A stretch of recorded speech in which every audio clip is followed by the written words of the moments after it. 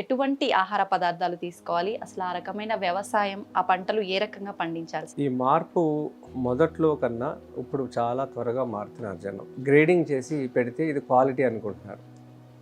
అది క్వాలిటీ కాదు. విష రసాయన లేని పంటలతో పండించిన ఆహారం క్వాలిటీ అనేది ఇప్పుడు అర్థమవుతుంది. ఎట్లా వచ్చింది సార్ మీకు అసలు, అంటే స్వామివారికి పంపించే అవకాశం? ఈ ప్రేరణ కలిగించింది సబర్మతి. ఆవిడ ఒరిస్సాలో ఉంటారు. ఆవిడ సీడ్ యాక్టివిస్ట్. 14-15 సంవత్సరాల క్రితం తిరుమల వచ్చారు. అక్కడ ఏదో ఇంటర్వ్యూలో ఆవిడని కొంతమంది అడిగితే, మీ తిరుమల స్వామివారికి మీరు నైవేద్యం ఏం పెడుతున్నారు అని ఎదురు ప్రశ్న వేసింది. మా పూరి జగన్నాథ్ టెంపుల్లో కృష్ణుడు కాలం నాటి బియ్యాలతోనే స్వామివారికి నైవేద్యం జరుగుతుంది. ప్రతిరోజు 3 రకాల బియ్యాలతో స్వామికి నైవేద్యం ఇస్తాం. ఒక సైంటిస్ట్ తయారు చేసిన విత్తనాలు. దీంట్లో ఎక్కడ విటమిన్స్ కానీ ఫైబర్ కానీ ఎలాంటి పోషక విలువలు లేని ఆహారం. ఈ బీపీటీ సన్న ముసరి. దురదృష్టం ఏంటంటే 2 తెలుగు రాష్ట్రాల్లో ఇవి ఎక్కువ తింటారు జనం. ఎందుకు సార్? రీజన్ ఏమై ఉంటుందంటారు? అంటే ఒకరోజు ఒక సంవత్సరం జరిగిన నష్టం కాదు ఇది. హరిత విప్లవం. ఇక్కడ భోజనం చేసేటప్పుడు ఒకరిద్దరితో మాట్లాడితే వాళ్ళు చెప్పింది ఏంటంటే, రైస్ ఒక్కటే మార్చటం వల్ల ఇప్పుడు ఇక్కడ మనం పండించే ధాన్యాల్లో రైస్ డిఫరెంట్గా ఉన్నాయి కాబట్టి ఆ రైస్ ఒక్కటి చేంజ్ చేయడం వల్ల హెల్త్ ఇష్యూస్ చాలా వరకు కంట్రోల్ అయ్యాయి అని చెప్పి. రైస్తో పాటు మనం మార్చవలసింది ప్రధానంగా ఒక 3-4 ఉన్నాయమ్మా. అప్పుడు తాతలు అమ్మమ్మలు జనరేషన్కి, మమ్మీ వాళ్ళ జనరేషన్కి, మా జనరేషన్కి నెక్స్ట్ తగ్గుతూ వస్తుంది సార్ లైఫ్ స్పాన్ అనేది. ఇంత తప్పులు చేసింది మనిషే ఈ భూమి మీద. ఈ భూమికి భారం కూడా మనిషే కదా. అసలు భూమికి ఏదైనా సహాయం చేశాడా? లేదు కదా. కాకి చేసిన సహాయం కూడా చేయలే. నమస్కారం, వెల్కమ్ టు ఐ డ్రీమ్. నేను మీ విజిత. ప్రస్తుత కాలంలో చూసుకుంటే ప్రతి ఒక్కరిలోనూ ఏదో ఒక అనారోగ్య సమస్య, ఏదో ఒక లోపంతో పిల్లలు పుట్టడం, ఎన్నో రకాల ఆరోగ్య సమస్యలు, ఇబ్బందులు చూస్తున్నాం. అసలు వీటన్నిటికీ కారణం ఏంటి అని ఎంతమంది ఆలోచిస్తున్నారు? అది కనుక మనం ఆలోచించడం మొదలు పెడితే, మనం వండుకునే పాత్రల దగ్గర నుంచి, మనం తినే తిండి దగ్గర నుంచి ప్రతి ఒక్క దాంట్లో మనం పొరపాటే చేస్తున్నామని చెప్తున్నారు. నేచురల్ ఫార్మింగ్ ఎక్స్పర్ట్ విజయరామ్ గారు ఉన్నారు. వారి మాటల్లో మరిన్ని విషయాలు తెలుసుకుందాం. అసలు మనం పెస్టిసైడ్స్ ఏం లేకుండా వ్యవసాయం ఏ రకంగా చేయాలి, ఏంటి, అసలు దానివల్ల భావితరాలకు మనం ఏం అందివ్వబోతున్నాం అనే విషయాన్ని వారి మాటల్లోనే తెలుసుకుందాం. నమస్కారం సార్. నమస్కారం సార్. ప్రస్తుతం చూసుకుంటే ప్రతి ఒక్కరిలోనూ అనారోగ్య సమస్యలు. ఏ ఆహారం తీసుకోవాలన్నా ఇది తింటే ఇది అవుతుంది, ఇది తింటే ఈ జబ్బుల పాలవుతాము, ఇది ఒకటి బాగా భయపెడుతోంది సార్ ప్రతి ఒక్కరిని కూడా.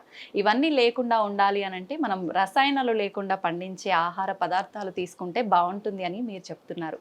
నిజంగా ఎటువంటి ఆహార పదార్థాలు తీసుకోవాలి, అసలు ఆ రకమైన వ్యవసాయం, ఆ పంటలు ఏ రకంగా పండించాలి సార్ మీ మాటల్లో? ఈ వ్యవసాయాన్ని సుభాష్ పాలేకర్ కృషి ఎస్పీకే, ఓకే, నా గురువు శ్రీ సుభాష్ పాలేకర్ గారు. దీన్ని గో ఆధారిత వ్యవసాయం అని కూడా అంటారు. ఓకే. ఈ విధానం నేను 14 సంవత్సరాలు చేస్తున్నాను. నాకు 40 సంవత్సరాల వయసులో ఇది మొదలుపెట్టాను. గడిచిన ఈ 14 ఏళ్లలో నేను పండించుకొని నేను తినటం, నా శరీరాన్ని గమనించుకోవటం, ఎలాంటి ఒత్తిడి కానీ అనారోగ్య సమస్యలు కానీ, ఏ రోజు ఒక అలోపతి హాస్పిటల్కి వెళ్ళి మందులు వాడటం కానీ నేను చేయలేదు. ఇలా ఒకప్పుడు ఈ భారతదేశం మొత్తం బతికిందే. నేను చేసిన కొత్తది కాదు. పాలేకర్ గారి విధానం కొత్తది కాదు. అనాదిగా దేశంలో ఆవులు ఉన్నాయి. ఆవు పేడతోని పంటలు పండించారు. కానీ కాలక్రమేణా జరిగిన ఈ హరిత విప్లవం తర్వాత, ఈ శ్వేత విప్లవం, వైట్ రెవల్యూషన్ తర్వాత మనకి పశు సంపద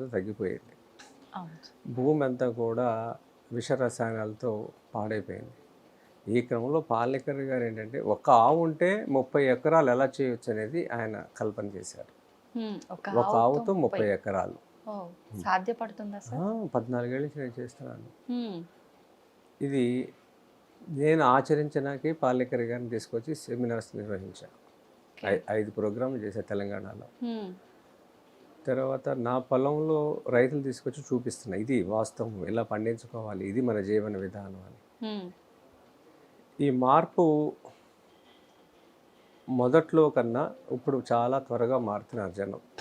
ఓకే. కారణం బజార్లో ఉన్నవి తిని ప్రకటనలో చూసిన వస్తువులు మోసపోయి ఆ, మంచిది అనుకుంటే మంచిదని ఎలా ప్రామాణికం అంటే హ్మ్. మంచి ప్యాకింగ్ చేసి సరికొత్త ప్యాకింగ్లో ఆకర్షణీయమైన రంగుల్లో ప్యాకింగ్ అంటున్నారు ప్రకటనలో. ఇవన్నీ మంచి లైటింగ్లో పెట్టి షోకేస్లో పెట్టినాక గ్రేడింగ్ చేసి పెడితే ఇది క్వాలిటీ అనుకుంటున్నారు. అది క్వాలిటీ కాదు. హ్మ్. విషరసాయన లేని పంటలతో పండించిన ఆహారం క్వాలిటీ అనేది ఇప్పుడు అర్థమవుతుంది. అచ్చా. దీని ద్వారా మారుతున్నారు. హ్మ్. ఇది మంచి మార్పు మొదలైంది. హ్మ్. ఆ, మొదలైంది కాబట్టే తిరుమల స్వామివారు కూడా ఆ కరుణ దయతో గత 3 సంవత్సరాలు, ఏప్రిల్ వస్తే 3 ఏళ్ళు పూర్తి, ఓకే. స్వామివారికి ఇలా మేము పండించిన వాటితోనే నైవేద్యం జరుగుతుంది. హ్మ్. ఇది ఈ సుభాష్ పాలేకర్ కృషికి ఇది మొదటి విజయం. ఓకే. అంతే కదా, అంత పెద్ద అవును సార్. తిరుమల దేవస్థానంలో స్వామివారికి గర్భగుడిలోకి ప్రసాదం నిరంతరం హ్మ్. 3 సంవత్సరాల నుంచి వెళుతుందంటే ఓకే. అంటే దీనికి ఎంత పెద్ద అవార్డు ఇచ్చినా తక్కువే కదా. అవును సార్. ఎట్లా వచ్చింది సార్ మీకు అసలు అంటే స్వామివారికి పంపించే అవకాశం? ఇది ఈ ప్రేరణ కలిగించింది సబర్మతి. ఓకే. ఆవిడ ఒరిస్సాలో ఉంటారు. హ్మ్. ఆవిడ సీడ్ యాక్టివిస్ట్, విత్తనాల మీద పనిచేసే ఉద్యమకారిణి. హ్మ్. ఆవిడ ఒక ఇంటర్వ్యూ ఇచ్చారు ఓకే. ఒక 14-15 సంవత్సరాల క్రితం తిరుమల వచ్చారు హుహు. ఒరిస్సా నుంచి. ఓకే. అక్కడ ఏదో ఇంటర్వ్యూలో ఆవిడని కొంతమంది అడిగితే హ్మ్. ఆ, మీ తిరుమల స్వామివారికి మీరు నైవేద్యం ఏం పెడుతున్నారు అని ఎదురు ప్రశ్న వేసింది ఆవిడ. ఆ. అంటే మా పూరి జగన్నాథ్ టెంపుల్లో హ్మ్. కృష్ణుడు కాలం నాటి బియ్యాలతోనే స్వామివారికి నైవేద్యం జరుగుతుంది. ఓకే. ప్రతిరోజు 3 రకాల బియ్యాలతో స్వామికి నైవేద్యం ఇస్తాం. హ్మ్. హుహు. మీరు బీపీటీ, సోనా మసూరి అవును. ఈ 2 నేచర్ నుంచి వచ్చినవి కాదు, హ్మ్. ఒక సైంటిస్ట్ తయారు చేసిన విత్తనాలు. ఓకే. దీంట్లో ఎక్కడ విటమిన్స్ కానీ ఫైబర్ కానీ ఎలాంటి పోషక విలువలు లేని ఆహారం ఈ బీపీటీ, సోనా మసూరి. దురదృష్టం ఏంటంటే 2 తెలుగు రాష్ట్రాల్లో ఇవి ఎక్కువ తింటారు జనం. ఎందుకు సార్? రీజన్ ఏమై ఉంటుందంటారు? అంటే ఏ ఇది ఉపయోగం లేని? ఒకరోజు ఒక సంవత్సరం జరిగిన నష్టం కాదు ఇది. హ్మ్. హ్మ్. హరిత విప్లవం దగ్గర నుంచి జరిగిన నష్టం. ఓకే. స్వామినాథన్ ఏదైతే మనకి అప్పచెప్పాడో, మన పాఠ్యాంశాలు చదువుకున్న స్వామినాథన్ చాలా మంచి కృషి చేశాడని అవును. ప్రభుత్వాలు అవార్డు. ఇది ప్రతి ఇంట్లో ఆయన చేసిన పాపం ఉంది. హ్మ్. ఆయన పండించిన ఏంటి ఈల్డ్ గురించి మాట్లాడాడు, విలువల గురించి మాట్లాడాల. ఓకే. మనకి ఇప్పుడు ఈల్డ్ కావాలా, విలువలు కావాలా? ఇది మొదటి ప్రశ్న. మనకి ఎక్కువ దిగుబడి కావాలా, హ్మ్. తక్కువ వచ్చిన ఆరోగ్యం కావాలా? తక్కువ వచ్చిన ఆరోగ్యమే కావాలి ఇంపార్టెంట్ కదా. కదా సార్? ఇదేంటంటే ఇంత దేశ జనాభాకి ఇలా పండిస్తే ఈ తక్కువ వీళ్ళతో రాదు అని ఒక ముద్ర వేశారు. ఓకే. ఇప్పుడు మీ ఛానల్ చూసిన చాలామంది కామెంట్ పెడతారు, ఈ తక్కువ బియ్యంతో ఎలా దేశాన్ని నడపగలుగుతారని. అందరి ఇదంతా కడుపు నిండదు కదా. అంత ఉంటుంది అబద్ధం, ఇదంతా మాయ. హ్మ్. మీరు ప్రకృతి వ్యవసాయం, గో ఆధారిత వ్యవసాయం ఇలా చేస్తే మొదటి సంవత్సరం మీకు 18 నుంచి 20 బస్తాలు వస్తాయి. ఓకే. ఇప్పుడు మీరు తిన్న భోజనం ఉంది కదా, అవును సార్. ఇది 18 నుంచి 20 బస్తాలు వస్తాయి మొదటి సంవత్సరమే. ఓకే. ఆ, ఇలా మీరు భూమి మారిన కొంది 25-35 బస్తాలు వచ్చిన వాళ్ళు కూడా ఉన్నారు. హ్మ్. కెమికల్తో పండిస్తే కూడా 30-35 బస్తాలే వస్తాయి. వస్తాయి. ఈ భూమిలో పంటకి సహాయం చేసేవి, సూక్ష్మ పోషకాలు అందించేది సూక్ష్మజీవులు. హ్మ్. ఆ సూక్ష్మజీవుల్ని మనం ఈ రసాయనాలతో, ఈ కెమికల్స్తో, ఈ కలుపు మందులతో హ్మ్. ఆ సూక్ష్మజీవుల్ని మనం చంపేశాం. వాటిని మళ్ళీ పెంచి పెద్ద చేసేది ఈ జీవం లేని మట్టిలో సారం లేదంటారు కదా, అవును. మళ్ళీ ఆ మట్టి మళ్ళీ పూర్వవైభవం రావడానికి ఆవు కడుపులో ఉన్న మట్టి, ఆ మట్టి గోమయం. ఓకే. అంటే ఈ భూమి మీద మట్టి ఎప్పుడైనా పాడు చేస్తాడు అనుకున్నాడు మనిషి, మళ్ళీ అలాంటి భద్రంగా గోమయాన్ని మనకు అందించాడు. ఏ జంతువుకి లేదు అది. ఆ దాంట్లో మైక్రోబ్స్ ఏవైతే ఉన్నాయో ఓకే. 1 గ్రాములో 3 కోట్లు ఉంటాయి. అవి వ్యవసాయం చేస్తే మనిషి ఏమీ చేయడు ఇక్కడ. ఓకే. అవి 1 గ్రాములో 3 కోట్లు ఉంటే రోజుకి ఒక ఆవు 10 కేజీలు పేడ ఇస్తుంది. 10 కేజీల పేడ 1 ఎకరానికి సరిపోతుంది. నెలకి ఎన్ని రోజులు? 30 రోజులు. 30 ఎకరాలు చేయొచ్చు. ఇది నేను ఆచరిస్తున్నాను. ఆచరించబట్టి దీంట్లో ధర్మం ఉంది కాబట్టి ఈ 14 ఏళ్లలో స్వామి కూడా దాన్ని అర్థం చేసుకుని మాకు అవకాశం ఇచ్చాడు. ఇది చిన్న విషయం కాదు. అవును సార్. అందుకనే చాలామంది ఇది తెలియక భూమి పాడైపోయిందని పాడు చేసేసి నగరాలకు వచ్చేసి వ్యాపారాలు, ఉద్యోగాలు చేసుకుంటా, చిన్న చిన్న ఉద్యోగాలు. చాలామంది చిన్న రైతులు, ముఖ్యంగా నల్గొండ, పాలమూరు, ఈ 2 జిల్లాల నుంచి, మెదక్ నుంచి ఎక్కువ మంది నగరానికి వలస వచ్చేసారు. 1 ఎకరం మొదటగా మొదలు పెట్టమంటాం మేము. దీంట్లో మీకు అనుభవం వచ్చినాక మీకున్న ఎకరాలు మార్చుకోండి. మీరు ఒకేసారి 5 ఎకరాలు ఉంటే 5 ఎకరాలు చేయమని కూడా చెప్పాం. మీకు నమ్మకం కుదిరితే 1 ఎకరంతో మొదలు పెట్టండి. దీనికి వాటర్ మేనేజ్మెంట్ ఎలా చేయాలో మేము చెప్తాం. మీకు మా బోర్లు ఎండిపోయినాయి అండి అని. ఈ ప్రకృతి వ్యవసాయం చేస్తూ ఉంటే, గో ఆధారిత వ్యవసాయం, మళ్ళీ వర్షపు నీళ్లు మీ భూమిలో పెరుగుతాయి. వర్షం పడినప్పుడు నీళ్లు పరిగెత్తవు. నీళ్లు కెమికల్ భూమిలో పండించినప్పుడు మన పంటలు వర్షం పడినప్పుడు భూమి అంతా కూడా అక్కడ ఈ ట్రాక్టర్లు దున్నటం, కెమికల్స్ వేయటం వల్ల సాయిల్ మైక్రోబ్స్ అన్నీ చచ్చిపోయి ఉంటాయి. దానివల్ల నీరు అనేది భూమిలో ఇంకదు, నీరు పరిగెడుతుంది. అదే ప్రకృతి వ్యవసాయంలో చేస్తే ఏమవుద్దంటే వానపాముల సంఖ్య పెరుగుద్ది. ఆ వానపాములు ఏం చేస్తాయంటే W ఆకారంలో భూమిని ఎప్పుడు దున్ని పెడతా ఉంటాయి. దీనివల్ల వర్షపు నీళ్ళు భూమిలోకి 16 అడుగులు ఇంకుతాయి. ఇది దానికి దేవుడు ఆ పని అప్పచెప్పాడు, నేచరు. అలా జరుగుతుంది ఈ ప్రక్రియ. అది ఏదైతే రంధ్రం నుంచి ప్రయాణం చేస్తుందో ఆ రంధ్రం పూడుకుపోదు. దాని శరీరం నుంచి ఒక ద్రవం స్రవిస్తూ ఉంటుంది. అది గోడకి ప్లాస్టింగ్ చేసినట్టు స్మూత్గా ఉంటుంది. దానివల్ల వర్షపు నీళ్ళు భూమిలోకి ఇంకుతాయి అన్నమాట. అలాగే భూగర్భ జలాలు పెరుగుతాయి. ఇది నా పొలంలో అనేక రంధ్రాలు చూశాను నేను. అనేక మంది రైతుల పొలాల్లో చూసా. గోమయం బహిరంగ ప్రదేశాల్లో ఆవు తిరుగుతున్న చోట పడింది అనుకోండి, 4 రోజుల తర్వాత దాన్ని తిప్పి చూస్తే దాని కింద పురుగులు ఉంటాయి. గమనించారా? ఆ రంధ్రాలు ఎక్కడి నుంచి వచ్చినాయి ఆ పురుగులు కదా? ఆ భూమిని స్పాంజ్ లాగా మార్చేస్తుంది అది. ఆ సమతుల్యాన్ని కాపాడుద్ది అనమాట. వర్షపు నీళ్ళు లింకించి బోర్లు ఎండిపోవు. గో ఆధారితం చేసే రైతుల పొలాల్లో జీవితకాలంలో వాళ్ళ బోర్లు ఎండిపోవు. మనము ప్రకృతికి విరుద్ధంగా ప్రయాణం చేసాం కాబట్టి అప్పులు చేసి బోర్లు వేసి, అప్పులు చేసి మందులు తీసుకొచ్చి, పంట దిగుబడి లేక, మద్దతు ధర లేక, అమ్ముకోలేక ఆత్మహత్యలు చేసుకున్నారు, లేకపోతే నగరానికి వలసలు వచ్చేసారు కదా. ఇది కాదని చెప్పడానికి నేను ఆచరించి తర్వాత పాలేకర్ గారిని తీసుకొచ్చి 5 సెమినార్స్ నిర్వహించి ఇలా చేయటం జరిగింది.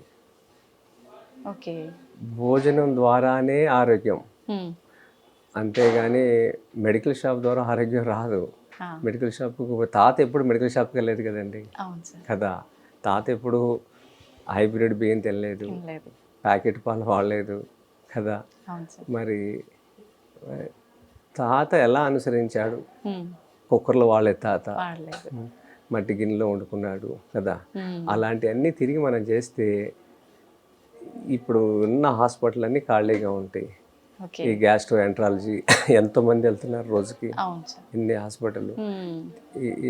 దాంట్లో ముఖ్యంగా ఈ హోటల్ పరిశ్రమలు కానీ ఈ పెళ్ళిళ్ళలో కానీ అన్ని చోట్ల సామూహికంగా భోజనాలు ఉండే చోట అల్యూమినియం పాత్రలో వండుతున్నారు. అల్యూమినియం పాత్రల ద్వారానే మనకి అన్నం అరగటం మొదలుపెట్టి గ్యాస్ ఫామ్ అవుతుంది. అన్నం కుళ్ళిపోతుంది. తిన్న అరగాలి, కుళ్ళకూడదు. దానికి మనం వాడుకోవాల్సిన మెటల్స్ అనేది చాలా ఇంపార్టెంట్. ఇత్తడి గిన్నెలు లేదా మట్టి పాత్రలు, కంచు పాత్రలు. పూర్వం సామూహికంగా జరిగే వాళ్ళు కూడా ఇళ్ళల్లో అవే ఉండేవి. అందుకే చేతి వృత్తులు బతికాయి. ఇప్పుడు ఇది బరువు, దీనికి కడగటం కష్టం అని తక్కువగా పని అయ్యే దాంట్లో చూసుకున్నాం. కానీ మన ఎక్కువగా మన శరీరాన్ని, మన ఆరోగ్యాన్ని భారం అయిపోయింది. ఇప్పుడు మనకి పాడు చేసుకుంటున్నాం. అందుకని అవన్నీ మార్చుకోవాల్సిందే. ఈ భోజనాల్లో కూడా మీరు చూస్తున్నది ఇలా ఇత్తడి గిన్నెల్లో వండిన భోజనమే అందరికి పెడుతున్నాం. ఇప్పుడు మన దగ్గర ఉండేవి మొత్తం ప్రతిదీ ఎందుకో తెలియదు కానీ ఇలా చేస్తా నాకు తెలియదు కానీ ఇవన్నీ ఒక 15-20 ఏళ్ళ క్రితం నేను సేకరించా. ఇలా వ్యవసాయం చేస్తాను నాకు తెలియదు, ఇలా వండుతాను పెడతాను కూడా తెలియదు. కానీ ఇవన్నీ నేను కొనుక్కున్నా. ఎందుకు కొనుక్కున్నా? ఇష్టం నాకు ఇత్తడంటే. అలా ఒక లారీడు ఉన్నాయి ఈ రూమ్ నుండి అవే. ఇలా అసలు వ్యవసాయం చేస్తాను లేదు, భోజనం. కానీ ఇవన్నీ కొనుక్కునే నేను బేగం బజార్ వెళ్తే ఈ కొనుక్కునే వెళ్ళి మెటా షాప్ అనేది సంబంధించిన వస్తువులు కొనటానికి వెళ్ళేవాడిని. మా మాస్టర్ అనేవాడు, నువ్వు వచ్చిన దేనికి నువ్వు కొనే ఏంటి అనేవాడు. అవన్నీ కొన్నా. ఇప్పుడు అవి బజార్లో దొరకవు ఇతర సామాన్లు. మీకు చూపిస్తా మేము వండే ఇంత పెద్ద పెద్ద ఇతరిగినలు. ఇప్పుడు అవన్నీ కరిగించేశారు. అంతా ఖర్చు కూడా చాలా ఎక్కువ ఉంటుంది సార్ వాటికి. ఇత్తడి చాలా ఎక్కువ మనం కంపేర్ టు స్టీల్తో చూసుకుంటే. కానీ మన శరీరానికి అందాల్సిన కాపర్, ఐరన్ దాని ద్వారా అందుతుంది వంట ద్వారా. అది అంటే జీవన శైలి ఏ రకంగా ఉండాలి సార్? మీరు అంటే ఇందాక నేను ఇక్కడ భోజనం చేసేటప్పుడు ఒకరిద్దరితో మాట్లాడితే వాళ్ళు చెప్పింది ఏంటంటే రైస్ ఒక్కటే మార్చటం వల్ల ఇప్పుడు ఇక్కడ మనం పండించే ధాన్యాల్లో రైస్ డిఫరెంట్గా ఉన్నాయి కాబట్టి ఆ రైస్ ఒక్కటి చేంజ్ చేయడం వల్ల హెల్త్ ఇష్యూస్ చాలా వరకు కంట్రోల్ అయ్యాయని చెప్పి, ప్రెగ్నెంట్ లేడీస్ తినటం వల్ల కూడా వాళ్ళకి నార్మల్ డెలివరీస్ అయ్యాయని చెప్పి నేను విన్నాను సార్ వాళ్ళ మాటల్లో. ఏంటి సార్ దాని గురించి? ఒక రైస్ చేంజ్ చేయడం వల్ల ఇంత చేంజ్ జరుగుతుందంటారా? రైస్తో పాటు మనం మార్చవలసింది ప్రధానంగా ఒక 3-4 ఉన్నాయమ్మా.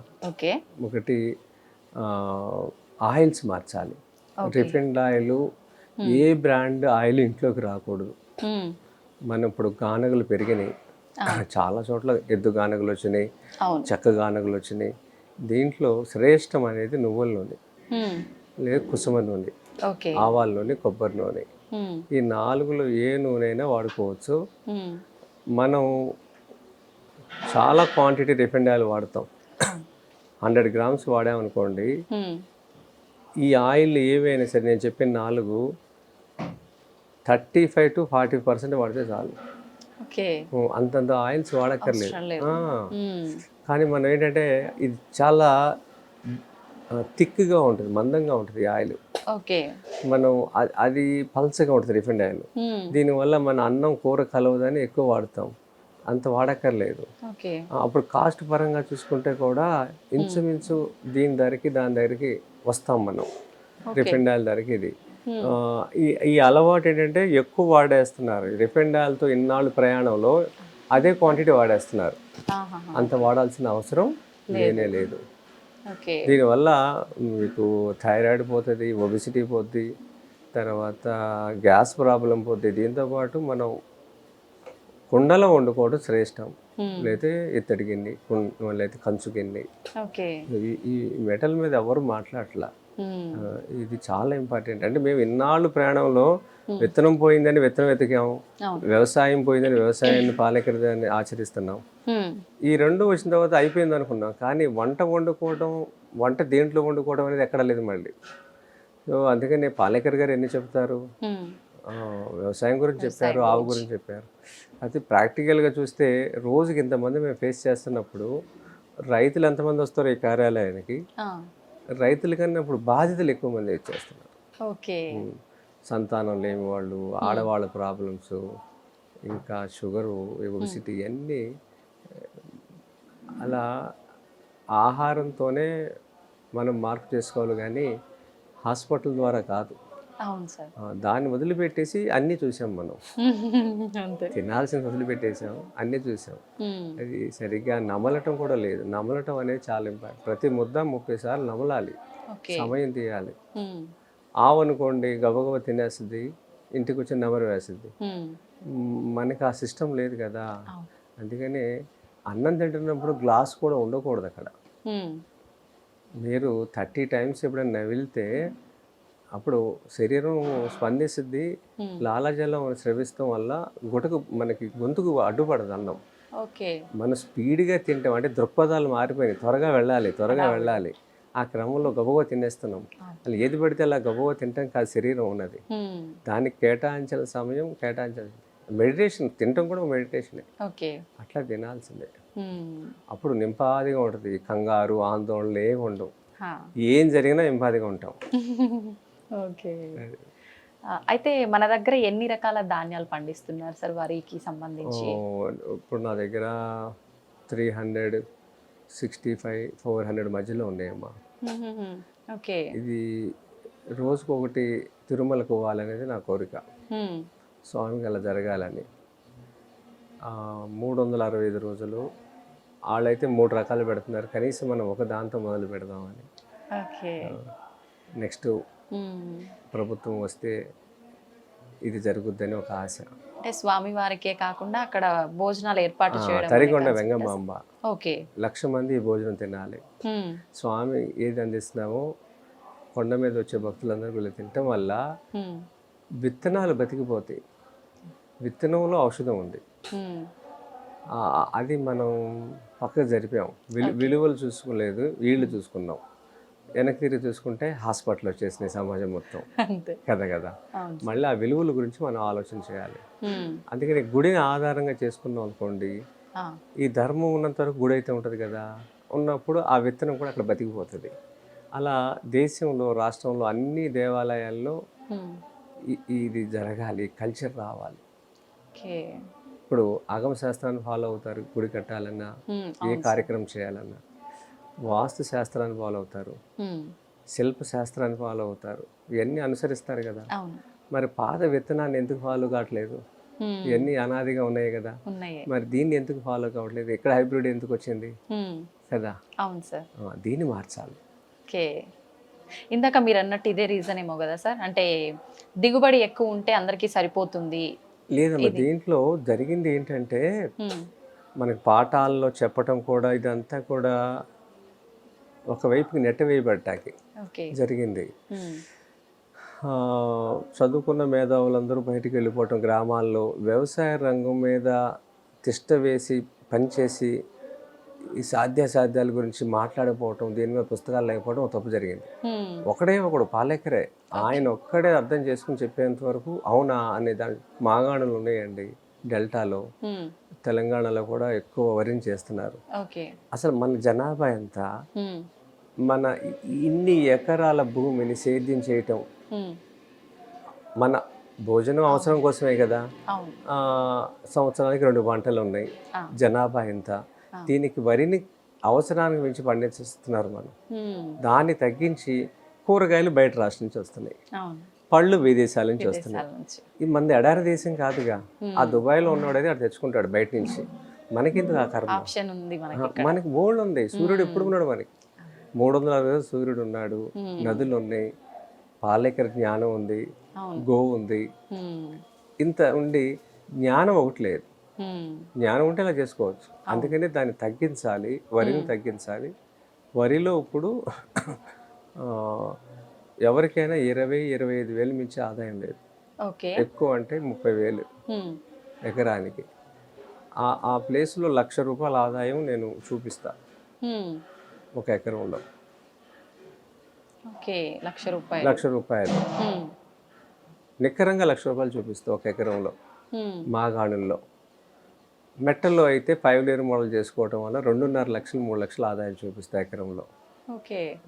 కానీ మనం వరిని పండిస్తా మద్దతు ధర రాలేదని ఆ పండించడని నేషనల్ హైవే మీద కుప్పలు పోసి వర్షం కోసం, వర్షం వస్తే కప్పి దాని మీద వాళ్ళు కావలు ఉండి తీరా చూస్తే 20-30 వేలు మించి లేదు కదా. 4,840 గజాల భూమిలో ఉమ్.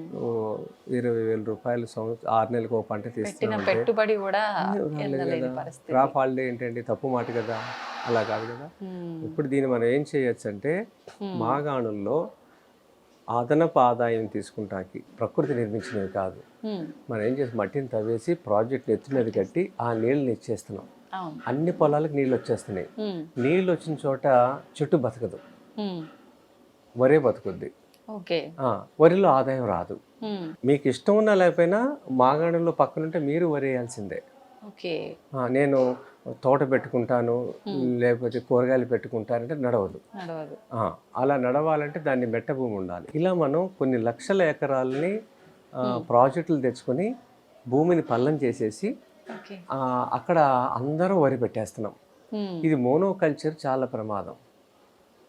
అంటే వైవిధ్యమైన పంటలు ఉండాలి, బహువార్షిక పంటలు ఉండాలి. ఇప్పుడు పక్షి చూడండి, ఇప్పుడు డెల్టాలో పక్షులు అంతరించిపోవటానికి కారణం వాలటానికి చెట్లు లేవుగా. చూసిన వాళ్ళకి ఎలా ఉంటుంది అంటే, రోడ్ల మీద నుంచి ప్రయాణం చేస్తే కారులో మీ అన్ని పచ్చని పొలాలు అంటారు. అవును. ఈ పచ్చని పొలాలు పంట అయినాకేంటి ఎడారులు కదా. చూసేవాళ్ళకి మీకేంటి బోల్డ్ ఉన్నాయి పంటలు అంటారు. అసలు ఒక పక్షి వాళ్ళకి కీటకం వాళ్ళకి చోటే లేదు కదా. ఎన్ని అంతరించిపోయినాయి. పక్షి లేకపోతే విత్తనం వ్యాప్తి కాదు, విత్తనం వ్యాప్తి కాకపోతే మొక్క చెట్టు కాదు, చెట్టు లేకపోతే వర్షం రాదు. ఇది భూతాపం పెరుగుతుంది. అందుకని ఇప్పుడు మాగాణుల్లో ఒక ప్రయత్నం ఏంటంటే చెరువు తవ్వుకోవాలి. మీకున్న 5-10 ఎకరాల్లో ఒక 10% చెరువు తవ్వుకోవాలి. ఆ మట్టి వస్తుంది కదా, ఆ మట్టిని పొలంలో మన వరాలు అంటాం కదా, గట్లని 5 అడుగులు వెడల్పు చేసుకోవాలి. మామూలు గట్టు ఇంతే ఉంటుంది వరిసేలో. ఇప్పుడు 5 అడుగులు చేసుకోవాలి. ఇంత ఎత్తు 2 అడుగులు చేసుకోవాలి. చేసుకున్నప్పుడు దాని మీద చుట్టూ 4 వైపులా మధ్యలో పొలం వరిచేను.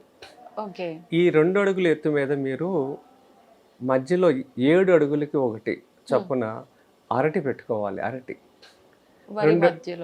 వరి గట్ల మీద 5 అడుగులు వెడల్పు చేసాం కదా, 2 అడుగులు. ఇది మెట్ట భూమి అయిపోయింది. అక్కడ మీరు మధ్యలో 2.5 అడుగులు అటు ఇటు 2.5 అడుగుల మధ్యలో అరటి పెట్టిన అనుకోండి, తక్కువగా 100 చెట్లు వస్తాయి. 100 చెట్లు వస్తే సంవత్సరానికి ఒక గెల వస్తుంది. తదిమాసరి నెక్స్ట్ ఇయర్ 9 నెలలకే గెల వస్తుంది. ఇలా గెల 300 రూపాయలు అమ్ముకున్నా 100 చెట్ల ద్వారా ఎంత వస్తుంది? 30,000 రూపాయలు. వరిలో ఎంత వస్తుంది? 20-30,000 కదా. ఈ అంతర పంటల ద్వారా 30,000 వస్తుంది. మధ్యలో వరి పెట్టుకోండి. దీనికి ప్రత్యేకంగా యాజమాన్యం చేయక్కర్లా. ఈ చెరువు మన ఏదైతే వరి చేను నీళ్లు ఉంటుంది ఆ తేమ మీకు అందేస్తుంది. దానికి ప్రత్యేకించి పెట్టుబడి ఏం అక్కర్లా. ఎందుకంటే జూన్లో వర్షాలు మొదలవుతాయమ్మా.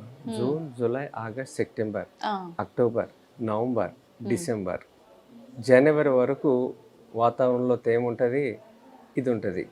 మనం 10% చెరువు తవ్వుకున్నాం కదా, ఆ 3-4 నెలలు మీరు తడిపెట్టుకోండి. జీవామృతం ఇచ్చినప్పుడు ఈ మొక్కలు వేసవి కాలంలో కూడా చనిపోవు, ఎదుగుదల తక్కువ ఉంటుంది. ఇది వానపాముల రంధ్రం ద్వారా మీకు నీటి ఆవిరి కణాలను పైకి అందిస్తుంది అనమాట. ఆ వానపాములు నీటి ఆవిరి, భూమి లోపల వేడి ఉంటుంది, ఉష్ణం ఉంటుంది. ఆ నీటి ఆవిరి కణాలని పైకి, ఇడ్లీ వేసినప్పుడు అమ్మ మూత మీద ఆవిరి వస్తుంది కదా, అలాగే నీటి ఆవిరి కణాలు, క్యాపిలరీ ఫోర్స్, కేశ ఆకర్షణ శక్తి అంటారు. దీనివల్ల మీకు పైకి ఆ నీటి ఆవిరి కణాలు వచ్చి మొక్క చచ్చిపోదు. ఇది ఇలా 7 అడుగులు మొక్కకి మొక్క పెట్టి మధ్యలో మునగ మొక్క పెట్టాలి. అవి దగ్గర 80-100 మొక్కలు వస్తాయి. మునగ చెట్టు ఒక చెట్టుకి 50 నుంచి 100 కాయలు వస్తాయి సంవత్సరానికి. తక్కువ అదమూల అదుము. కాడ రూపాయి అమ్ముకున్నా 100 కాళ్ళు అంటే 100 రూపాయలు. 80 చెట్లు 8,000 రూపాయలు అది వస్తుంది. 38,000 పంట కంటే ఎక్కువ అంతర పంటల ద్వారా అది. ఇంకేం చేయొచ్చు అంటే మునగ చెట్టుకి తమలపాకు ఎక్కించాలి. తమలపాకు మీరు ₹1-2 రూపాయలకి అమ్మితే కూడా 100 ఆకులు ఈజీగా వస్తుంది ఒక చెట్టు నుంచి సంవత్సరానికి.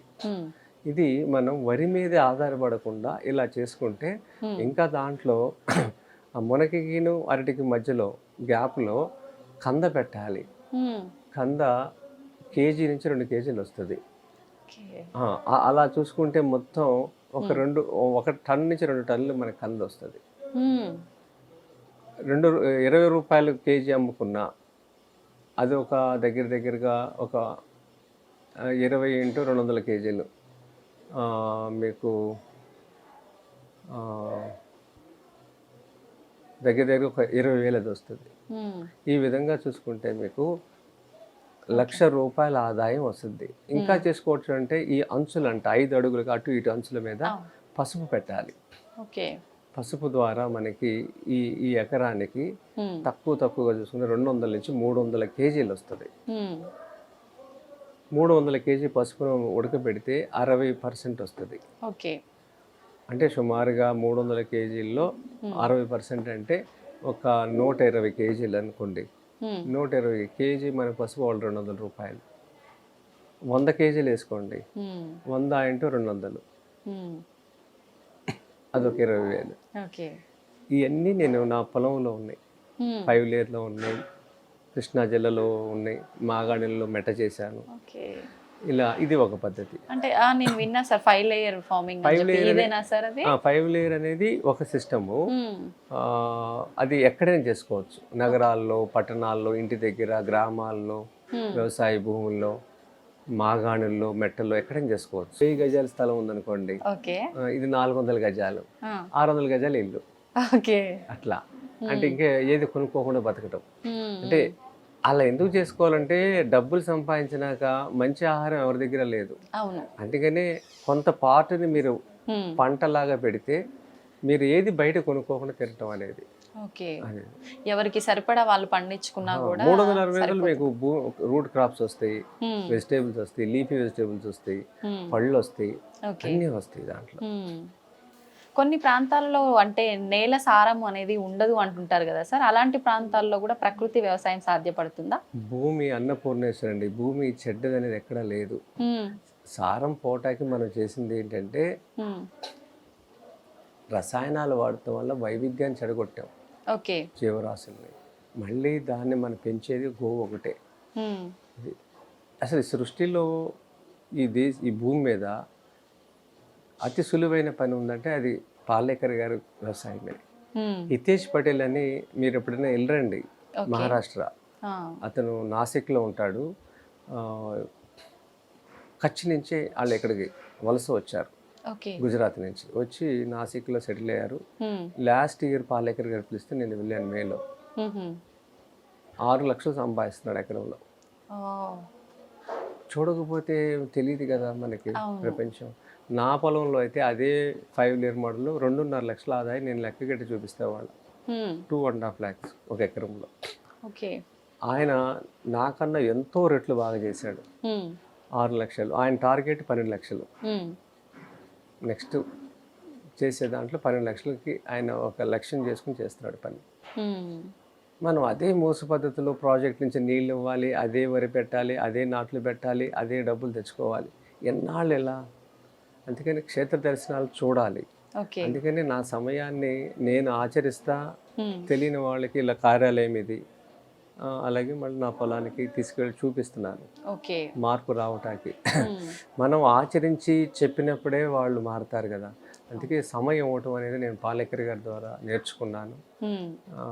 ఈ భూమి మీద ఎవరైనా అందరికీ రిటర్న్ టికెట్స్ అయిపోయినాయి కదా, ఏదో ఒకటి చేసి వెళ్ళిపోవాలి. ఇక్కడ ఎవరు పర్మనెంట్ లేవు, కానీ అలా అందరూ అనుకుంటున్నారు. రేపు ఏంటి, మనం అందరం ఇలా బతికేస్తూ ఉంటే రేపు పిల్లల పరిస్థితి ఏంటి కదా. ఒకప్పుడు తాతలు అమ్మమ్మలు జనరేషన్కి, మమ్మీ వాళ్ళ జనరేషన్కి, మా జనరేషన్కి నెక్స్ట్ తగ్గుతూ వస్తుంది సార్ లైఫ్ స్పాన్ అనేది. అసలు టోటల్గా తగ్గుతూ వస్తుంది. స్పందన లేదు,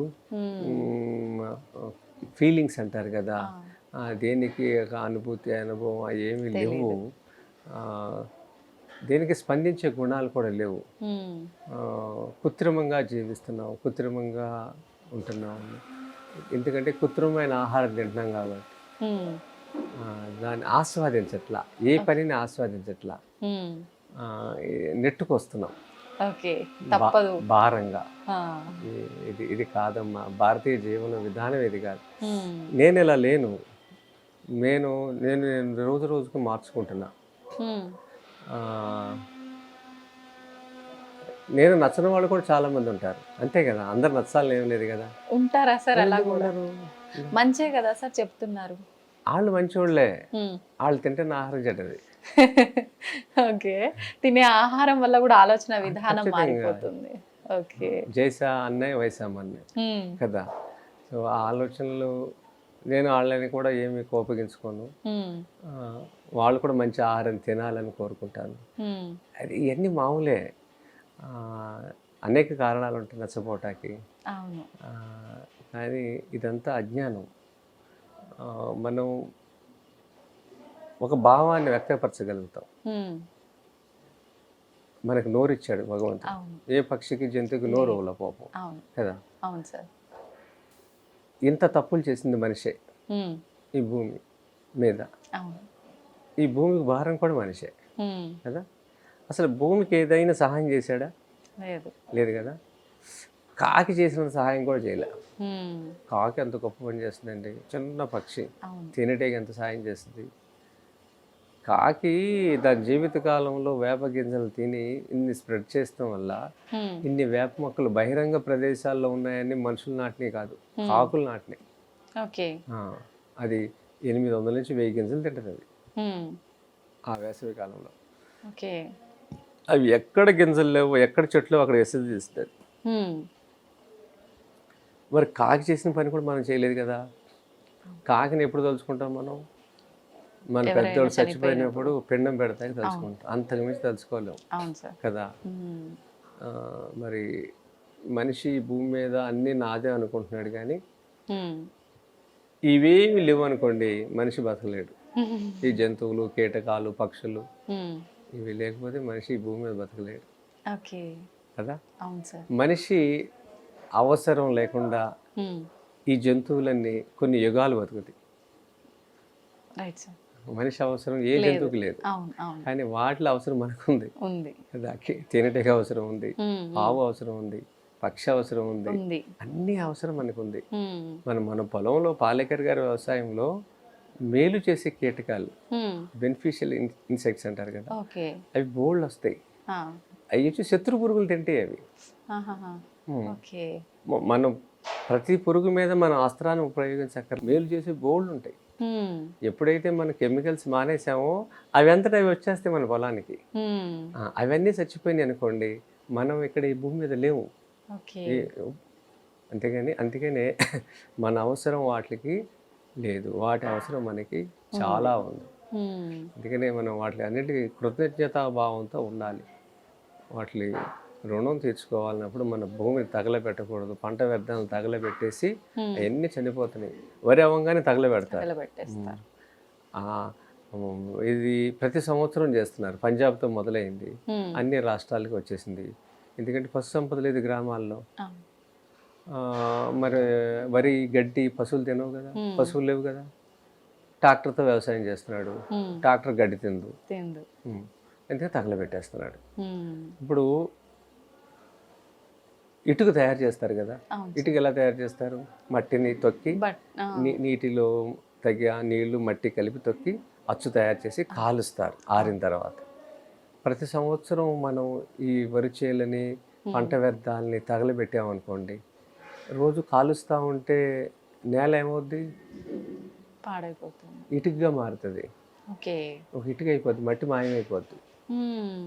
అంతే కదా, కాల్చకూడదు కదా. ఓకే. మట్టి మాయమైపోతే మనిషి మాయమైపోతాడు. జనరల్‌గా ఊర్లలో వింటుంటాం సార్, కాల్చడం వల్ల అదంతా స్మాష్ అయిపోయి ఇంకా సారం పెరుగుతుంది భూమిలో అని అంటుంటారు. అది రాంగా సార్ అయితే? ఇప్పుడు ఒకటి అనుకుందామమ్మా, హ్మ్. ఇవన్నీ సైంటిస్టులు అలా చెప్పారు. హ్మ్. ఎందుకంటే సైంటిస్టు రైతుని ఫస్ట్ వినియోగదారుని చేశారు. రైతు ఉత్పత్తిదారుడు. హ్మ్. భూమిలో ఒక గింజ పెట్టి వేల గింజలు తీస్తాడు అవును. కదా. అవును సార్. ఇది సృజన. హ్మ్. వాళ్ళు ఏం చేశారు, రైతు ఎప్పుడు ఆధారపడేటట్టు, దానికి భూమిని అలా తగలబెడతాం వల్ల నేల గట్టి బారిపోద్ది, హ్మ్. దీనికి ట్రాక్టర్ కావాలి, ఆ. ట్రాక్టర్ స్పేర్ పార్ట్లు కావాలి, గింజలు కావాలి, ఇవన్నీ కొనేటట్టుగా తయారు చేశారు. ఓకే. ఇలా మనం ఆధారపడేటట్టు తయారు చేశారు.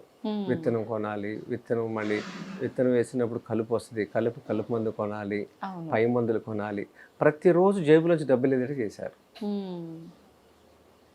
ఇట్లా మన భూమిని పాడు చేసి ఆ పంట వ్యర్థాలు తగలబెట్టాలి, దాంట్లో మైక్రోబ్స్ ఉన్నాయి, ఇవన్నీ మళ్ళీ వ్యాపిస్తాయి అని స్వామినాథనే చెప్పింది. తర్వాత స్వామినాథ్ ఏమంటాడు, పంజాబ్లో అంత తీవ్రంగా అయినాక ఇప్పుడు ప్యాకింగ్ మెటీరియల్కి వాడండి, దీన్ని గడ్డిని తగలపెట్టద్దు అంటున్నారు. ఓకే. ఇప్పుడు ఎవరుంటారు మాట, తాగుడు అలవాటు చేసినాక మానేయన ఆయన అంటే మాండే కదా. అలాగే పంజాబ్లో 2,000 రూపాయలు కూలీలు, వాళ్ళు ఏంటంటే వరి పట్టిన తర్వాత రెండో పంట గోధుమలు వేస్తారు. ఆ సమయం తక్కువ ఉంటుంది. ఆ వరి చేలు మిషన్తో కోసిన తర్వాత ఆ గడ్డిని తీసి గట్ల మీద వేయటానికి 2,000 రూపాయలు ఖర్చు అవుద్ది. 1,500, 2,000. 2,000 రూపాయలు నేను ఎందుకు ఖర్చు పెట్టుకోవాలి రైతు అని అగ్గి పొలిగేస్తున్నాడు. ఆ గాలులన్నీ ఢిల్లీకి వస్తాయి ప్రతి సంవత్సరం. అక్కడ అంటబెట్టిన 4-5 రోజులకి ఢిల్లీకి వస్తాయి.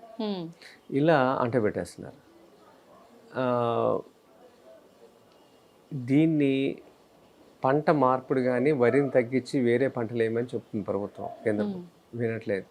అక్కడ పాలేకర విధానంలో ఈ మోడల్ తయారు చేసి చూపిస్తే మీకు 30,000 వచ్చే చోట 2 పంటల ద్వారా 40,000, 60,000 వస్తున్నా ₹1,00,000 ఆదాయం ఇది వస్తుందని చెప్తే మీకు మధ్యలో నీళ్లుంటే యాజమాన్యం చేయాల్సిన పని లేదు, మీకు ఈ పంటలన్నీ వస్తాయి. ఇంకా మధ్యలో మీరు 6 నెలలు పసుపు అటు ఇటు పెట్టాం కదా, మధ్యలో గ్యాపులు అల్లం పెట్టి ఆకుకూరలు వేసుకోవచ్చు, ఇంకా మిగిలిన ప్లేస్లో కూరగాయలు పెట్టుకోవచ్చు. ఏదన్నా నీళ్లు తక్కువ పడి కావాల్సి వస్తే వరిచేలో నీళ్ళు అలా పోస్తే చాలు. ఇది నేర్పాలి వాళ్ళకి, పంజాబ్ వాళ్ళకి. మేఘాలను తగ్గించడం, వరిని తగ్గించడం, ఇది చేయాలి. ఇంత సులువైన పద్ధతా సార్? అంటే వ్యవసాయం అనగానే చాలా శ్రమతో కూడుకున్నది, చాలా కష్టమైంది. అంటే అదే జ్ఞానులు లేకపోతే మేధావులు ఎవరు దీని మీద పని చేయలే. చదువు రానోడిని ఇంట్లో ఊర్లో వదిలేసి, సరే నువ్వు చదువుకోకపోతే పశువులు కాయాలి, వ్యవసాయం చేయాలి అని చిన్నగా మాట్లాడారు మొదటి నుంచి. దీనివల్ల చదువు రానోడిని వ్యవసాయంలో పెట్టారు. అది వల్ల మనకి ఈరోజు ఈ సమాజం అంతా రోగగ్రస్తం అవటానికి చదువు రాని అజ్ఞానులు, అమాయకుల్ని వ్యవసాయంలో పెట్టడం వల్ల జరిగిన ఘోరమైన నష్టం. అంటే ఒకప్పుడు ఉన్న వ్యవసాయం కానీ ఆచార సాంప్రదాయాలు, ఆ పద్ధతులు, మన తాతల కాలం నాటి పద్ధతులు అంతరించడానికి కారణం ఈ మాటే అంటారా సార్? ఖచ్చితంగా. తాత కూడా ఎదురు చెప్పలేదు. చదివించిన తర్వాత కొడుకుని అమెరికా పంపించాడు. కొంతమంది వెళ్లకుండా వ్యవసాయం మీద, గోవుల మీద మక్కువతో కొంతమంది ఆగారు. ఆగిన తర్వాత రెండో తరం వాళ్ళు, అరే మేము తప్పు చేసామరా మీరన్నా వెళ్ళండి అని చెప్పి రెండో తరంలో వాళ్ళు కొడుకుల్ని పంపించేశారు.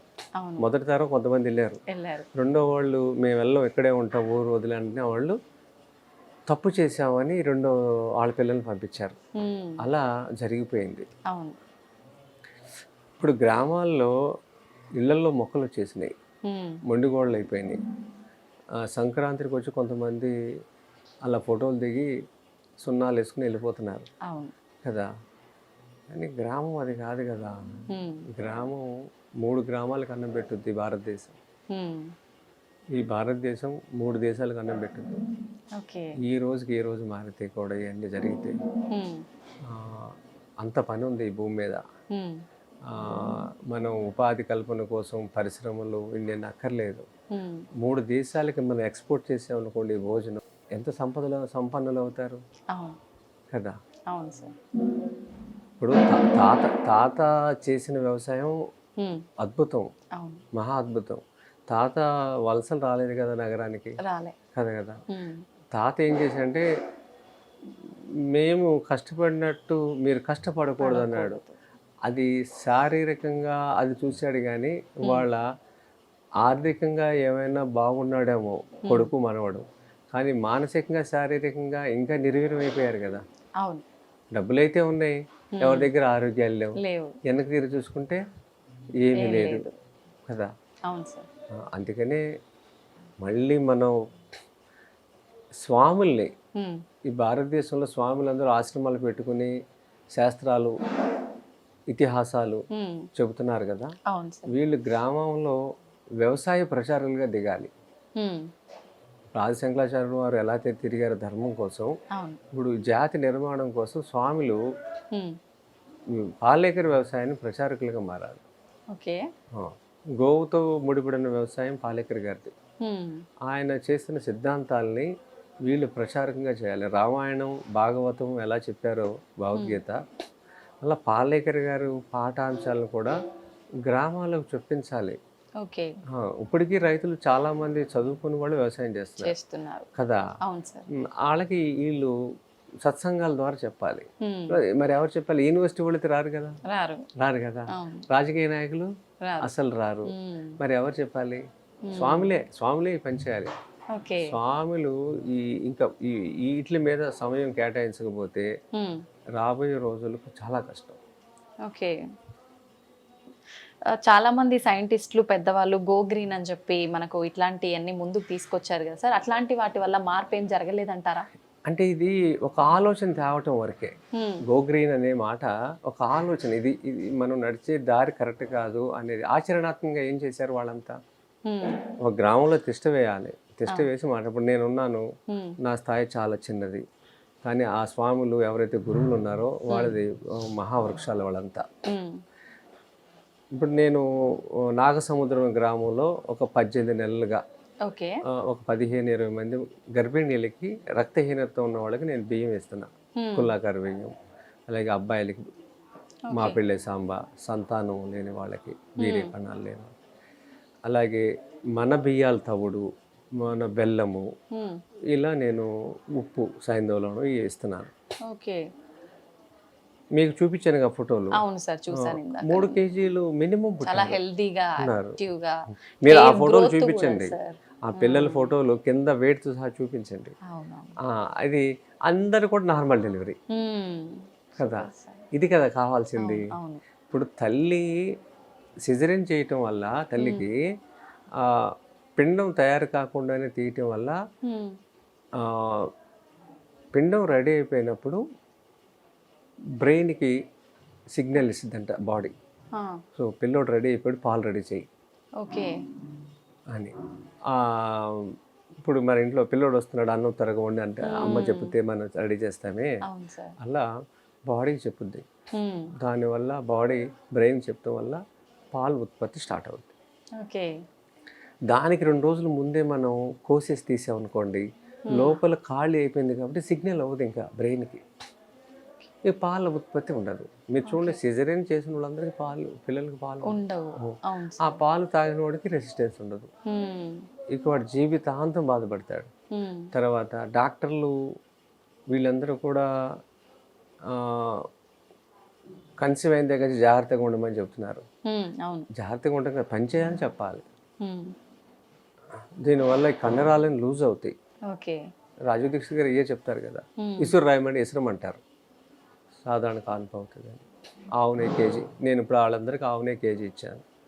జనరల్గా నెయ్యి తింటే గుండె జబ్బులు ఎక్కువ వస్తాయి, ఫ్యాట్ పేరుకుపోతుంది అని డాక్టర్లు చెప్తుంటారు కదా సార్. రైటే, కరెక్టే. కానీ అది బరి నెయ్య. ఓకే. ఆవు నెయ్యిలో HDL ఉంది. ఇది గుండెకి కావాల్సిన కొలెస్ట్రాల్ దీంట్లో ఉంది. ఓకే. బర్రె నెయ్యిలో LDL ఉంది. ఇది తినకూడదు, తినాల్సింది ఆవునే. ఇప్పుడు నేను మీకు చూపించేదన్నీ ఆవు నెయ్యి ఇచ్చిందే. మరి ఆ పిల్లలు చూసారు ఎంత తేజస్ ఉంది. సో ఈ జ్ఞానం డాక్టర్లకు కూడా లేదు. ఇట్లా మనం ఒక నెట్టివేయబడ్డాం అన్ని వైపుల నుంచి.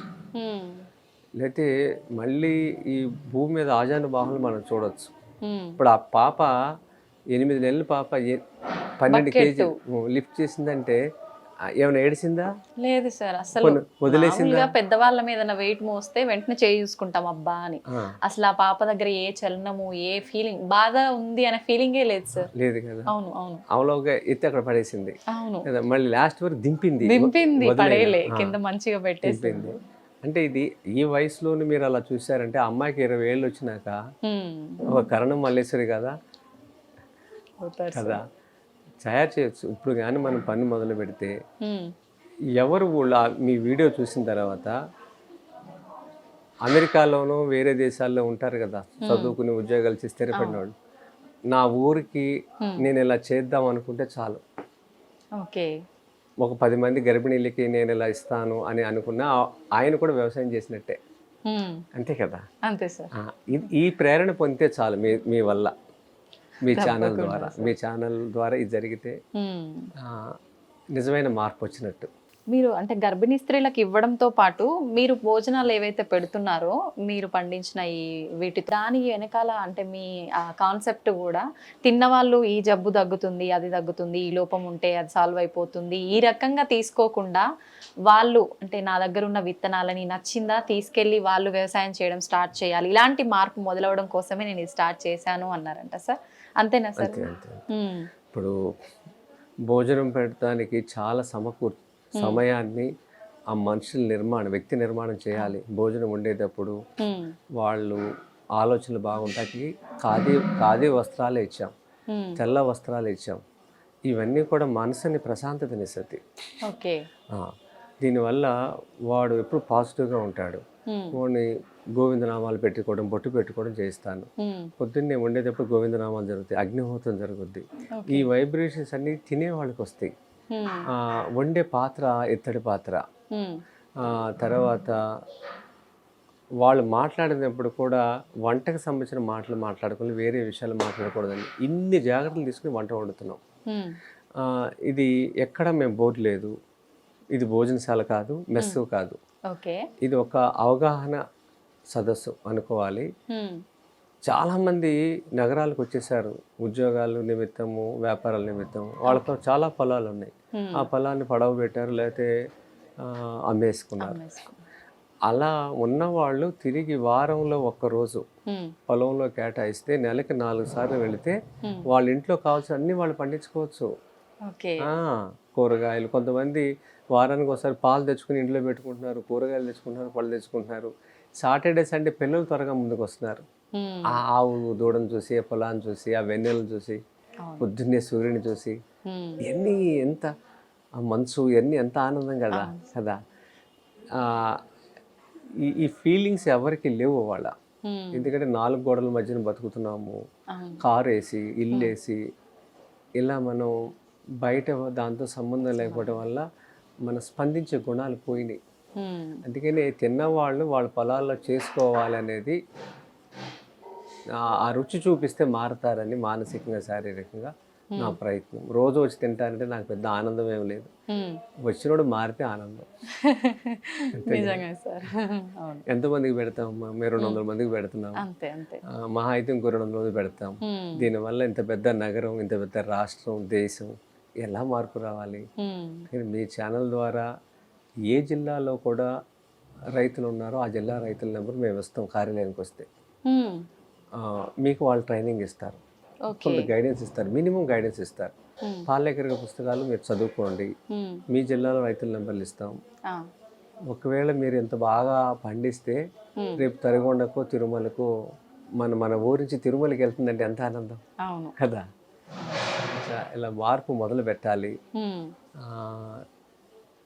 ఇది మీరు చేసే రొటీన్ ప్రోగ్రామ్స్ కింద కాకుండా మీ స్టాఫ్కి కూడా ఈ భోజనం పెడతాక మీ యాజమాన్యంతో మాట్లాడండి.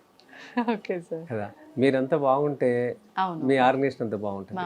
మా పిల్లలందరికీ ఈ భోజనం పెడతాం. అవును సార్, చెప్పారు ఇందాక నేను మాట్లాడాను. మేము ఒత్తిడి చెయ్యం. కొత్తగా జాయిన్ వాళ్ళు ఎవరైతే ఉన్నారో 2 రోజులు ఇబ్బంది పడతారు, వైట్ రైస్ లేదని. తర్వాత వాళ్ళు చెప్తా ఉంటారు ఫ్రెండ్స్, వాళ్ళంతా తర్వాత కనెక్ట్ అయిపోతారు. ఎందుకంటే మా వాళ్ళకి హాస్పిటల్ ఖర్చులు ఏమి ఉండవు, మన పిల్లలు కదా.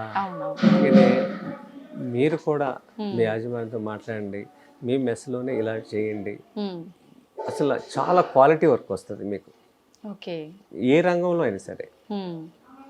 ఒక ప్రధాన దినపత్రిక వాళ్ళు ఫోన్ చేశారు నాకు ఈ మధ్య. ఫోన్ చేసి మా ఎండి గారికి మీ బియ్యం పప్పులు కావాలి అన్నారు. ఎవరంటే పలానా అన్నారు. పొలాలు ఉన్నాయా వాళ్ళకంటే చాలా ఉన్నాయి అన్నారు. ఎంతమంది స్టాఫ్ అంటే 300 మంది స్టాఫ్. మరి ఎండి గారు తినతో పాటు మీరు కూడా తింటే ఇంకా ఆర్గనైజేషన్ బాగుంటుంది కదా. మీ ఎండి గారి పొలాలు ట్రైనింగ్ నేను ఇస్తా, ఒకసారి వచ్చి 300 మందిని ఎంప్లాయీస్ని పెట్టుకున్నారు కదా, ఇంకొక 20 మందిని 10 మందిని ఎంప్లాయీస్ని పెట్టుకోండి. ఈ 300 మంది పిల్లలు ఎంప్లాయీస్ బయట బజారు కూరగాయలు బయట పళ్ళు తీసుకుంటున్నారు కదా, వాటికి డబ్బులు పెట్టుకుంటున్నారు కదా, అవును. అదే ధరకి మీరు ఇచ్చేసేయండి. ఆ జీతాలు ఈ 15-20 మంది జీతాలు ఈ డబ్బులతో వచ్చేస్తాయి. వాళ్ళకి నాణ్యమైన ఫుడ్ మీరు ఇచ్చిన వాళ్ళు అవుతారు, భూమిని బాగు చేసిన వాళ్ళు అవుతారు, 4 ఆవులు మీ ఇంటికి వస్తాయి. అవును. అలా 2 ఆర్గనైజేషన్ వాళ్ళు వచ్చారు, ఒక హాస్పిటల్ వాళ్ళు వచ్చారు, ఒక పబ్లికేషన్ వాళ్ళు వచ్చారు. ఓకే. చాలా పెద్ద హాస్పిటల్ సిటీలో అది. 4300 మంది స్టాఫ్, ఇన్ పేషెంట్స్ కలిపి వాళ్ళకి పెట్టాలని వచ్చారు. కానీ ఏ రోజు శ్రీకారం చుడతారో తెలియదు. ఆలోచనలు అయితే నచ్చినాయి, వంటలు అయితే నచ్చినాయి, కానీ మంచి రోజులు రావాలి. ఇంకా ఆలోచన వెంటనే వచ్చేస్తుందేమో కానీ ఆచరణకి టైం పడుతుంది. మేము ఉన్నాం, మీ జిల్లాలో రైతుల్ని పరిచయం చేస్తాం, మేము వచ్చి ఫీల్డ్లో నిలబడతాం అన్నాం. ఇప్పుడు ఇదంతా కూడా మెయిన్ తీసుకుంటే మనకు రసాయనాలు లేకుండా అంటే అంతా గోవు పైనే ఆధారపడి ఉంది కదా సార్. ఈ వ్యవసాయం అంతా కూడా ఇంత ప్రాధాన్యత ఉన్నప్పుడు ఆ దక్కాల్సిన ప్రాధాన్యత అనేది ఆ గోవుకు దక్కుతుందంటారా సార్ ప్రస్తుత పరిస్థితుల్లో? ఇప్పుడు మీకు భారతదేశంలో ఇలా పాలేకర్ గారు 40 లక్షల మంది తయారు చేశారు, దాంట్లో నేను ఒకండి. వీళ్ళందరూ కూడా గోవుల సంతతి ఒక్కొక్కళ్ళ దగ్గర 10, 20, 30, 40 ఉన్న వాళ్ళు కూడా ఉన్నారు. నా దగ్గర 100 ఉన్నాయి. మరి గౌరవం దక్కినట్టే గోవుకి కదా. ఇది భారం కాదు, ఈ భూమి మీద ఎన్ని గోవులు పెరిగినా భారం కాదు. ఓకే. తర్వాత ఇంకో విషయం చెప్తాను మీకు. ఈ సుభాష్ పాలేకర్ కృషిలో ఏ రైతులు కూడా ప్రభుత్వాలు ఇచ్చేదానికి చేజాపరు. ఓకే. ఇది జ్ఞానం వీళ్ళకి వచ్చేసింది కదా, వీళ్ళు ఏమైనా కావాలంటే వీళ్ళు ఇస్తారు. ఇలా ఉంటుంది వీళ్ళు చెయ్యి, ఎప్పుడు ఇలా ఉండదు. ఇది నేర్పాలి, మనం జ్ఞానం నేర్పాలి. ఆ జ్ఞానం ఇచ్చింది ఒకే ఒక మహానుభావుడు సుభాష్ పాలేకర్ గారు.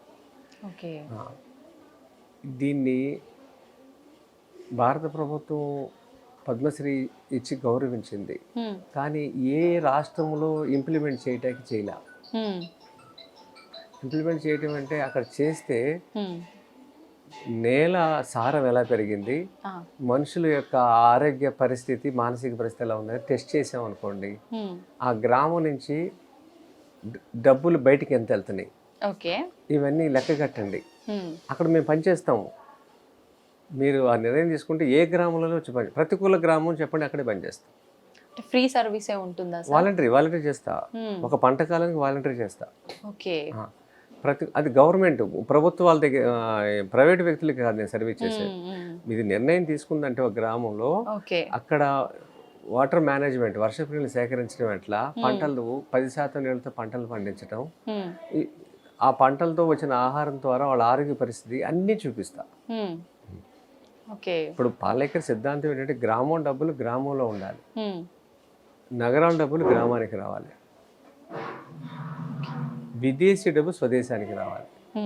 ఇప్పుడు మన స్వదేశీ డబ్బు విదేశానికి వెళ్తుంది, యూరియా, డిఏపి, కలుపు మందు రూపంలో 40-50 లక్షలు వెళ్తుంది ఒక గ్రామం నుంచి. ఎలాంటి 6 లక్షల గ్రామాలు భారతదేశంలో, 6 లక్షల గ్రామాలంటూ 40 లక్షలు ఒక గ్రామం నుంచి వెళ్తుంది ఇట్లకి. అలా కాకుండా మన భారతదేశం మొత్తం పాలేకర విధానం చేశారనుకోండి, అప్పుడు విదేశాలు కూడా ఈ వస్తువులు కొనుక్కుంటా వస్తారు. మనం అప్పుడు వాటిని ఎక్స్పోర్ట్ చేస్తాం, మనం అన్ని ఇప్పుడు ఇంపోర్ట్ చేసుకుంటున్నాం కదా. అది అప్పుడు విదేశీ డబ్బులు స్వదేశానికి వస్తాయి, గ్రామం డబ్బులు గ్రామంలో ఉంటాయి, నగరాల డబ్బులు గ్రామానికి వస్తాయి, విదేశీ డబ్బులు స్వదేశానికి వస్తాయి. ఇది రివర్స్ జరుగుతుంది. ఇప్పుడు గ్రామం డబ్బులు 40 లక్షలు బయటికి వెళ్తున్నాయి యూరియా, డిఏపి రూపంలో.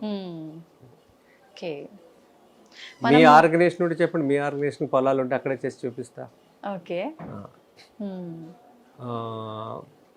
ఈనాడు రామోజీరావు గారు దీన్ని అర్థం చేసుకున్నారు 10 ఏళ్ల క్రితం.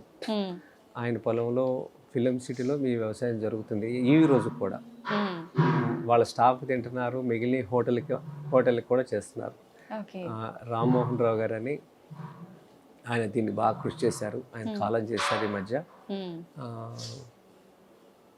ఆయన ఫిలిం సిటీలో జరుగుతుంది వాళ్ళ 10 ఏళ్ళ నుంచి ప్రకృతి జరుగుతుంది. అలా చొరవ తీసుకునే వాళ్ళు ఉంటే ఇవన్నీ జరుగుతాయి. ఆయన నమ్మారు దీన్ని. పాలేకర్ గారితో మాట్లాడుతూ జరిగింది, నాతో 2 సార్లు పిలిచారు, మాట్లాడాను. ఇప్పుడు కాదు 10 ఇయర్స్ అయిపోయింది, 10 ఇయర్స్ జరుగుతుంది. Okay okay. వాళ్ళ ఇంట్లో వాళ్ళు స్టాఫ్కి చాలా మందికి ఆ ఎక్స్ట్రా ఉన్నాయని అక్కడే అమ్ముతున్నారు. అది కూడా ఏ రేటుకి? నామినల్ ప్రైస్కి. జనరల్గా మనం వినేది ఈ రకంగా పండించిన పంటల ప్రైస్ అనేది ఎక్కువగా ఉంటుంది, మనం అవి కొనుక్కునే స్థితిలో లేము అని ఆలోచిస్తుంటారు కదా సార్, అట్లా ఏమి ఉండదా, తక్కువగా ఉంటుందా? అంటే దీంట్లో ఏమవుతుందంటే నగరం వచ్చేసరికి మనకి లాజిస్టిక్స్ అమ్మా, మనకి ఈ గ్రామంలో ఉన్న రైతు నగరానికి తీసుకొచ్చేసరికి ఏమవుతుందంటే 3 రకాల ట్రాన్స్పోర్ట్లు అవుతున్నాయి ఆయనకి. పొలం నుంచి ఇంటికి తీసుకొస్తాడు, ఇంటి నుంచి సెంటర్కి, అక్కడి నుంచి రైట్ ప్లేస్కి. ఓకే. ఇవన్నీ వెళ్ళేసరికి 3 ట్రాన్స్పోర్ట్లు అవుతున్నాయి. ఇది కాస్ట్ పెరుగుతుంది ఆ వస్తువులు. ఓకే. ఇలా కాకుండా టెర్రాస్ గార్డెన్ ఉందనుకోండి, ఇక్కడ కూరగాయ విత్తనాలు ఇవన్నీ, ఆకుకూర విత్తనాలు. ఓకే. ఈ టేబుల్ చూసారా, ఇంత ప్లేస్లో 2x2లో మీకు ఇంటికి కావాల్సిన ఆకుకూరలు వచ్చేస్తాయి. ఇలాంటివి మీరు 10 బాక్సులు పెట్టుకోండి ఇంటి మీద. ఈ రోజు వేస్తారు కదా, రేపు ఇంకో దాంట్లో వేయండి. ఇలా వేసుకుంటూ వెళ్ళేసరికి ఇది అయ్యేలోపు అవి వచ్చేస్తాయి, అది అయ్యేలోపు ఇది వస్తుంది, ఇది అయ్యేలోపు మళ్ళీ ఫస్ట్ వచ్చేస్తుంది. మీకు 15 రోజుల నుంచి 25 రోజుల్లో ఆకుకూరలు వచ్చేస్తాయి. ఓకే. అలా ఎవరింటి మీద వాళ్ళు అలా పెట్టినాం అనుకోండి, కొన్ని లక్షల ఎకరాల భూమి ఉంది హైదరాబాద్లో ఖాళీగా పైన, దాన్ని ఖాళీగా పెట్టి అందరూ ఇలా చేశారనుకోండి, భూతాపం తగ్గుద్ది. ఇప్పుడు మనం ఏసీలకు లోడు ఇవన్నీ పడుతున్నాయి కదా, పైన 4 మొక్కలు ఉన్నాయి అనుకోండి, వేడి తగ్గుద్ది కదా. అప్పుడు మన కరెంటుని ఆదా చేసిన వాళ్ళు అవుతాం. చిన్న చిన్న కీటకాలు వస్తే మీ ఇంటికి పచ్చదనం ఉంటే, అలా పైనుంచి చూస్తే ఇదంతా పెద్ద పొలంలాగా ఉంటుంది భాగ్యనగరం అంతా కదా. ఇది ఆడవాళ్ళు ఉద్యమం చేయాలి. ఆడవాళ్ళు సీరియల్ చూస్తా, యూట్యూబ్లు చూస్తా సమయం గడిపేస్తున్నారు. అలా కాకుండా ఉదయం పూట ఒక 1/2 అవర్ ఇది పోస్తే వాళ్ళకి డి విటమిన్ అందుద్ది ఫ్రీగా. ఓకే. తర్వాత చిన్న ఎక్సర్సైజు, పిల్లలకి కల్చర్ నేర్పిన అవుతారు. సాటర్డే సండే వస్తే ఆ మొక్కల్లో కలుపు తీస్తా కూర్చుంటారు కదా. అది ఇవన్నీ జరగాలి మీ ఛానల్ ద్వారా. సంతోషం. అయితే మొత్తానికి మార్పు అనేది మొదలైతే మనకు పురాతన కాలం నుంచి పెద్దవాళ్ళ నుంచి ఉన్న ఆ ఫార్మింగ్ అనేది వస్తే ఖచ్చితంగా ఆరోగ్యం అనేది మన చేతుల్లోనే ఉంటుంది అంటుంటారు కదా సార్ పెద్దలు. అంటే మనం నేల తల్లికి చేసిన సేవ అనేది ఎప్పటికీ పోదు, తల్లి మనల్ని మోసం చేయదు, మనకి రిటర్న్ ఇచ్చేస్తుంది అని. అది నిజమే కదా సార్? ఆరోగ్యమే మహాభాగ్యం అన్నారు కదా మన పెద్దలు. అది ఆరోగ్యం అనేది కార్పొరేట్ హాస్పిటల్లో దొరకదు, మందుల్లో మెడికల్ షాప్లో దొరకదు. పంట ద్వారా రావాల్సిందే, ఆ పంట భూమి ద్వారా రావాల్సిందే కదా. ఆ భూమిని ఇన్నాళ్ళు పాడు చేసిన దాన్ని తిరిగి బాగు చేసేది ఈ గోవు ఒకటే. గోమయే వసతి లక్ష్మి కదా. అది మళ్ళీ శ్వాస తీసుకునే ప్రతివాడు ఈ భూమండలం మీద వాళ్ళ జీవితంలో గో ఆధారిత వ్యవసాయం చేయటం అనేది ఒక భాగం కావాలి. ఆరోగ్యవంతమైన ఈ సమాజ నిర్మాణంలో గోవు పాత్ర వెలకట్టలేనిదిగా గుర్తించే రోజు దగ్గరలోనే ఉంది. ఆ రోజు కూడా వస్తుంది, రావాలి, త్వరలో రావాలని కోరుకుందాం సార్. ఖచ్చితంగా. Thank you sir, thank you very much.